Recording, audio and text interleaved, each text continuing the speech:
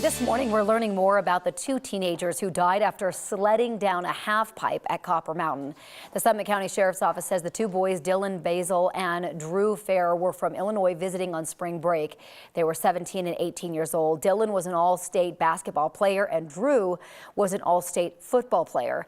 According to the Sheriff's Office, they went sledding down a half pipe hours after the resort closed and hit a hard patch of ice. Copper Mountain says sledding is only allowed at its Green Acres snow play area.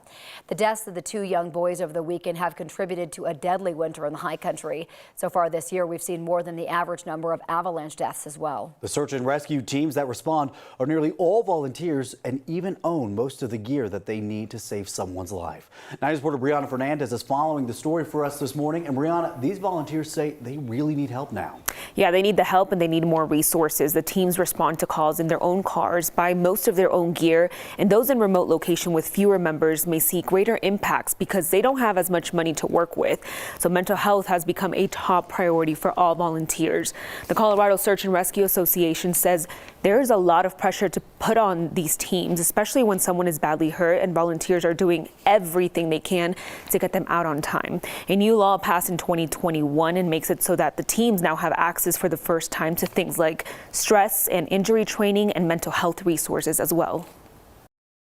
There's just a lot of winter recreating up here, so we get called out a lot. You know, our team is starting to recognize that this toll is different on every person, and we're trying to address that in how we take care of each other.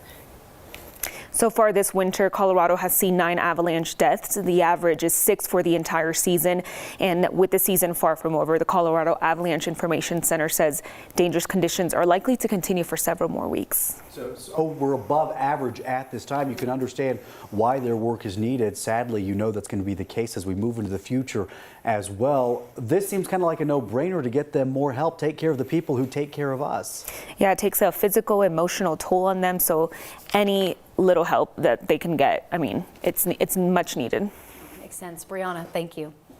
A charter school in Denver focused on Indigenous students is set to close at the end of the school year.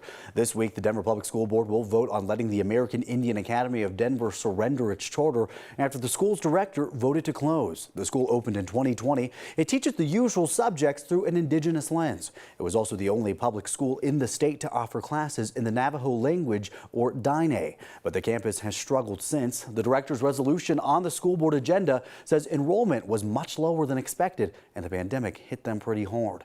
It also says the school is not bringing in enough money and they have no option but to shut down at the end of the school year.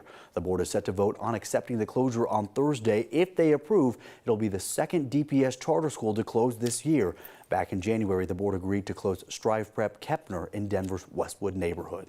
Denver is extending its emergency measures to help migrants for another month. The city is taking on way fewer migrants compared to the beginning of the year, but still, city leaders say they just reopened an emergency shelter in city building because other shelters were just full. Shelters and nonprofits are taking care of more than 1,100 migrants right now. More than 100 others are in the city shelter. So far, Denver has spent about $8 million on the migrant response just in the last few months. The local state of emergency will last through April. Another city in Colorado is taking steps now toward banning TikTok. The city council just voted to advance a plan to get rid of the app on any devices that use the city's network. They're concerned about security because TikTok's parent company is based in China and could collect sensitive data. The city council will have a final vote on the plan at a later meeting. Denver already started a similar ban last month, and this week lawmakers in the U.S. House will question TikTok CEO about those security issues. Colorado Democratic Senator Michael Bennett and Republican Congressman Ken Buck are both advocating for bans of some kind. Bennett wants it removed from app stores, and Buck proposed an outright ban on all devices. Also in Washington, the FCC is trying to stop you from getting spam texts with new rules that will prevent them from getting to your phone in the first place.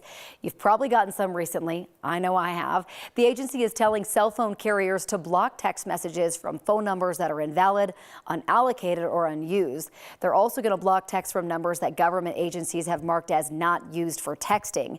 It's similar to others designed to stop robocalls, but tech experts say it could be a while before you see the change.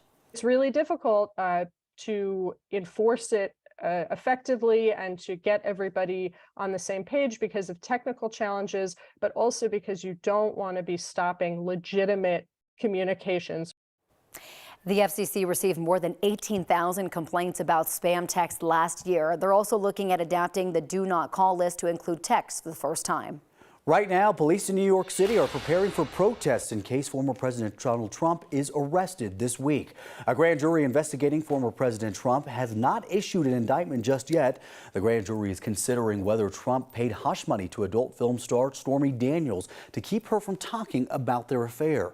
Jurors have heard from disgraced Trump attorney Michael Cohen, a lawyer testifying on behalf of Trump, and Manhattan's district attorney. Trump has said he expects to be indicted as soon as today. According to NBC News, it's more likely to happen tomorrow. For the first time, we're hearing from the teacher who was shot by her 6-year-old student in Virginia. Abigail Zwerner was teaching in January when the boy shot her in the left hand and the chest. Since then, she's had 4 surgeries and she still can't use her hand. Zwerner says it's hard to even make sense of what happened. I'm not sure when the shock will ever go away because of just how surreal it was. And, the vivid memories that I have of that day. I think about it daily. Sometimes I have nightmares. Prosecutors decided not to charge the boy. Now lawyers are looking into who might be responsible. You can watch the full conversation with Zwerner later this morning on the Today Show. And one thing you want to know about the weather today are the stats. We're going for a high of 59 degrees today. That compares to a normal high of 56. Normal low is 28 degrees. The record high 78 from 1995 and the record low 0 from 1912.